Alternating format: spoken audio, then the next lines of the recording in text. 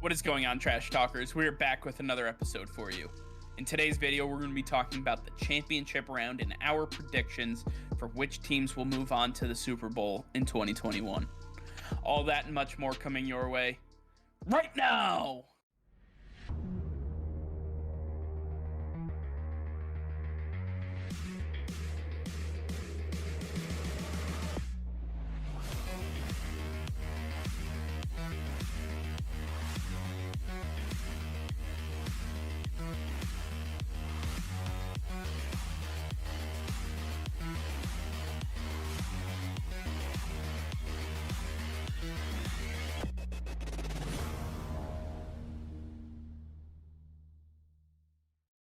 Hey Trash Talkers, it's Mike here. Over 93% of you who view our show each and every day are not subscribed to the channel. If you could hit that red subscribe button, it would help us out tremendously, and it is completely free for you guys. If you want to stay up to date with our daily content, then click that bell icon and you will be notified every time we go live. Nick and I both really appreciate you subscribing to the channel, and we can't wait to keep making more daily content for you. All right, Nick, as we continue this series, we are one step closer to the Super Bowl. We are in the championship round. We have the AFC. We have the NFC. One game left decides who goes to the big Super Bowl. I'm really excited, so let's jump right into it, starting off with the AFC. We have the Baltimore Ravens visiting the Cleveland Browns for the third time this season. Nick, break it down for us. All right, Mike. In this matchup, we have the number 5 seed Baltimore Ravens led by Lamar Jackson versus the number 2 seed Browns led by Baker Mayfield, who's absolutely been killing it this season. And when we look at this, the Browns overall have a stellar offense. OBJ, Jarvis Landry with a two-headed monster at running back. And then you have to remember, they still got Austin Hooper and David Njoku, two massive tight ends on the rise. This is one tough offense to stop. For the Browns defense, it gets even stronger as the defensive line. You got Myles Garrett and Malik Jackson there. Then you've got Jadeveon Clowney, Anthony Walker, and Jeremiah Owusu-Koramoah at linebacker. Then you add Troy Hill to Greedy Williams and Denzel Ward at corner, with Grant Delpit and John Johnson locking down the safeties. My God, there really is no hole on this defense. When we look at the Ravens, though, this offense got a lot stronger. Lamar Jackson is not only the ultimate runner as a quarterback, he's turning into the ultimate passer for the Baltimore Ravens because they added Rashad Bateman in the draft, because they got Sammy Watkins in free agency. Hollywood Brown is performing better than ever because he has somebody to take the load off of him. Mark Andrews is performing better than ever because he doesn't have the double teams that he's constantly had in the past. Then J.K. Dobbins, fully ingrained in that number 1 role, working extremely well with Lamar Jackson. This is one high-powered offense that has been working well all season long, and I believe that it's going to continue in this matchup. When we look at the Ravens' defense, you've got that secondary, Marlon Humphreys, Marcus Peters. They're lockdown corners, top 5 corners in the NFL. On the defensive line, you've got some beefy guys, Calais Campbell and Brandon Williams there with Derek Wolfe on the outside. These guys are ready to stop any run that's coming toward them. When you look at the linebackers, it's a little bit iffy. With the loss of Matt Judon and Yannick Ngakoue, you're really just left with Patrick Queen there holding down the defense, who's an absolute baller as a rookie and continued that into his sophomore season. With this current rookie, Odafe Owe, massive steal in the draft, getting him at the back end of the first round. That was absolutely massive, and he lit up the season right away as we projected. Because of that sub 4.4 40 he ran at his pro day, that absolutely translated to the field. He continued his success from college, and that was a massive add, replacing one of those weapons they had lost. When we put it all together, the Ravens have a strong defense, the Browns have a strong defense, the Ravens have a strong offense, and the Browns have a strong offense. Not only that, this is the third time these guys are facing off, and they split the series in the regular season. Makes this 10 times harder to figure out. John Harbaugh and Kevin Stefanski have now met 4 times prior to this matchup and really know each other very well, know how to scheme against each other. In their 5th matchup, it's really going to come down to who's the more electric offense. And to me, you better... Don't you dare. Don't you dare. No. And to me, guys, you might want to buckle up because I'm taking the Baltimore Ravens. The Baltimore Ravens have a much more electric offense. Lamar Jackson is ready for his first Super Bowl. He is not letting this one go. He is taking the Browns down in this matchup. The Ravens are headed to the Super Bowl. They are winning this game. They have won the AFC Championship. Congratulations, Baltimore Ravens. Ray Lewis is pretty happy about that. Yeah, he is. Yeah, he is. Wow. From barely making it into the wild card round to going to the Super Bowl, the Baltimore Ravens are projected to be our Cinderella story for the year. I mean, you're talking about Lamar Jackson and all of the additions they made to this offense, on this defense. You know, they lost Matt Judon and Yannick Ngakoue. People were writing them off right from the get-go. But this is a team that knows how to compete. This is John Harbaugh's signature right here. He knows how to get the most out of everybody that he coaches. He knows how to be the best leader that he can be in times when he needs to be. And at this point, I believe that the Baltimore Ravens have showcased every ounce of willpower and every ounce of want and drive that they've had this season, willing a victory over the Browns, their division rival Browns, to get to the Super Bowl. One hell of a ride, one hell of a prediction coming from you, Nick. I'm interested to see how this all shakes out, but let's move over to the NFC, where I have the privilege of talking about the Arizona Cardinals and the Tampa Bay Buccaneers. Starting off with the Arizona Cardinals, what is there more to say about this offense than holy hell? I mean, you have Kyler Murray, who is a perennial MVP candidate at this point. You have DeAndre Hopkins, who's a perennial Offensive Player of the Year candidate. The two of these are the most electrifying players together that we have in the modern era. On top of the fact they added AJ Green, they added James Conner to that backfield. They were able to fix up this offensive line just a little bit. They were able to add some key pieces that really get this offense off the ground and running from where they were last year. Don't forget about Christian Kirk, who they already had.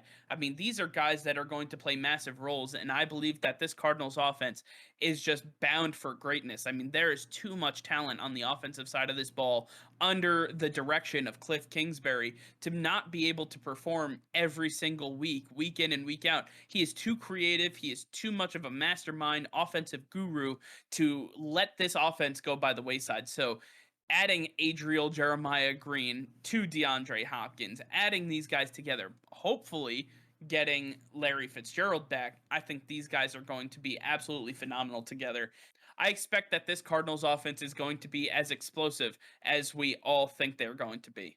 And with this Arizona Cardinals defense, we have so much to get to, starting off with the defensive line, talking about the bookends, Chandler Jones and JJ Watt. You know the deal. These guys are going to lock it down. They are pass rush gurus. These guys have competed year in and year out, as many sacks as they possibly can. And at this point, they're on the same side, just racing to the quarterback.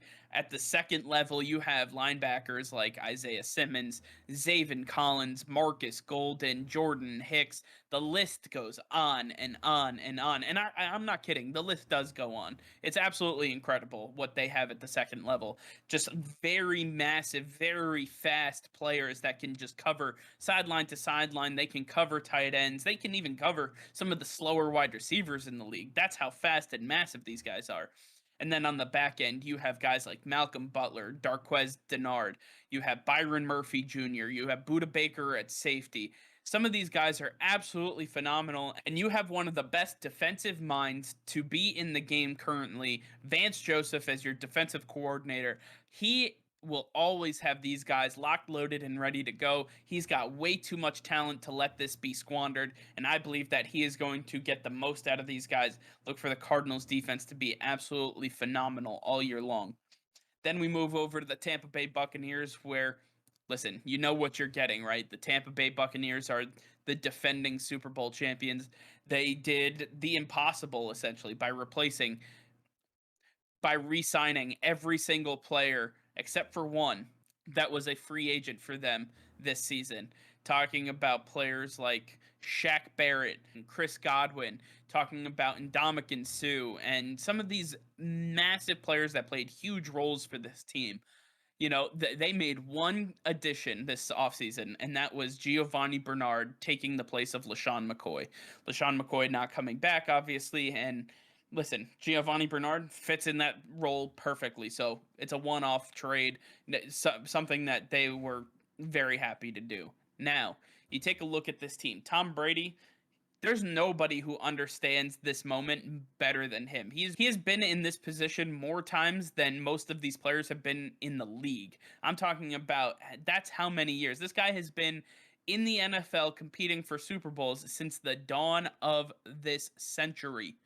I don't understand how anybody's sitting in their chair really taking that in and understanding what that means. But this guy, we will never see another Tom Brady, and we know that. We have Chris Godwin, we have Antonio Brown, we have Mike Evans on this offensive side of the ball. Don't forget about Lombardi Lenny. Don't forget about Ronald Jones, this offensive line that came back fully functioning and ready to go. And don't forget, last year, Rob Gronkowski was their tight end one.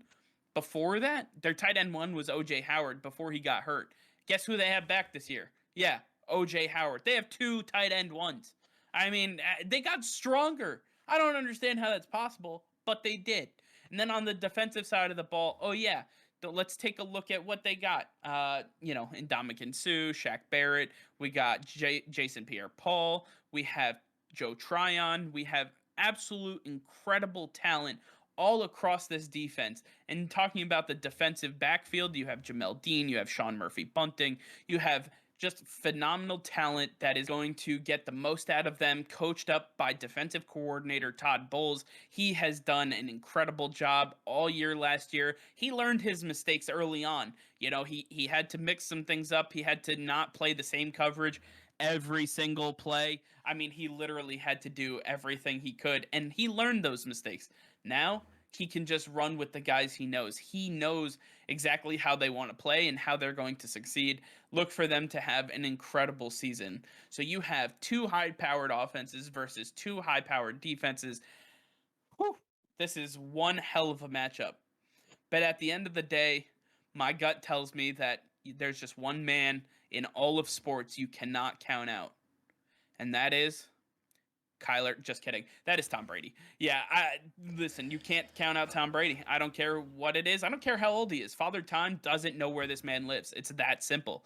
Father Time is trying to figure out that where his Massachusetts house was, let alone the fact that he's already moved to Florida and been there for 2 years. So at this point, Tom Brady leading the Buccaneers to their second straight Super Bowl.